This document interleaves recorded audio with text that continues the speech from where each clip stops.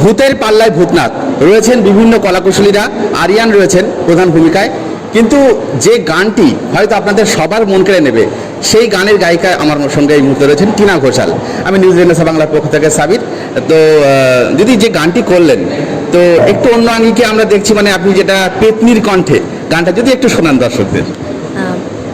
গানটা মানে আমার কাছে গাওয়াটা এমনি একটু টাফ ব্যাপার ছিল, এটা একটা চ্যালেঞ্জিং ব্যাপার। বিদিশা আমাকে একটা বড়ই চ্যালেঞ্জ দিয়ে দিয়েছিল যে গানটা তো অবশ্যই আমার জনারের থেকে এমনিও আলাদা, তারপরে আবার আমাকে গানটা মানে যেহেতু গানটা মানে মুভিটা ভূতের পাল্লায় ভূতনাথ, তাই জন্য আমাকে গাইতে হয়েছে ভূতেরই একটা অংশ, পেতনির মতন করে কিছুটা গাইতে হয়েছে।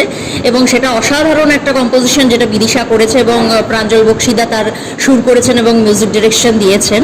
তো আমি দুকলি গাইছি। नजरिया तुहार चलाए दिल पे कुल्हार, नजरिया तुहार चलाए दिल में कुल्हार, मनवा मचल जाए हाय हाय रे, मनवा मचल जाए हाय हाय रे, मोहे नींद ना मोहे चैन ना। অসাধারণ। তো গানটির জন্য কি আলাদা করে কোনো প্রস্তুতি বা কিছু রিহার্সাল কিছু করতে হয়েছে?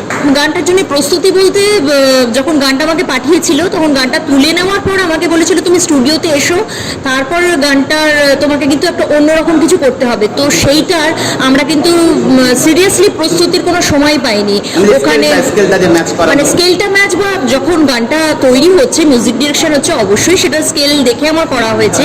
কিন্তু এটা যে আমাকে এইভাবে পেতনির কণ্ঠে গাইতে হবে বা এইরকম একটা মডুলেশন করতে হবে, সেটা আমাদের ঠিক ছিল না। সেটা স্টুডিওতে যাওয়ার পর বলেছিল গল্প অনুযায়ী যেটা দাঁড়াচ্ছে সেটা তোমাকে কিন্তু এটা পুরোপুরি একদম অন্য আঙ্গিকে অন্যভাবে গাইতে হবে, পুরো নেজাল একটা টোনে গাইতে হবে, এবং সেটা সেই মুহূর্তে ঠিক হয়েছিল। কতটা আশাবাদী আপনি, দর্শকদের কতটা ভালো লাগে?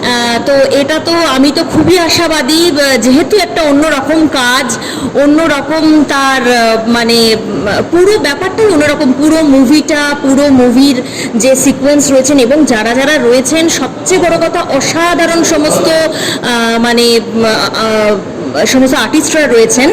আপনারা মুভিটা দেখলেই বুঝতে পারবেন। এবং তার সাথে একটা এমন অন্য ধরনের গান যেটা চিরাচরিত বা আমাদের যে সমস্ত গানগুলো এখন চলছে তার থেকে একটু আলাদা। তো অবশ্যই সেই ক্ষেত্রে আমি আশাবাদী যে সকলের খুব ভালো লাগবে।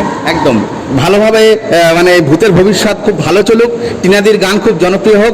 নিউজ রেনেসা বাংলার পক্ষ থেকে আমাদের শুভেচ্ছা বার্তা রইল। ধন্যবাদ, নমস্কার।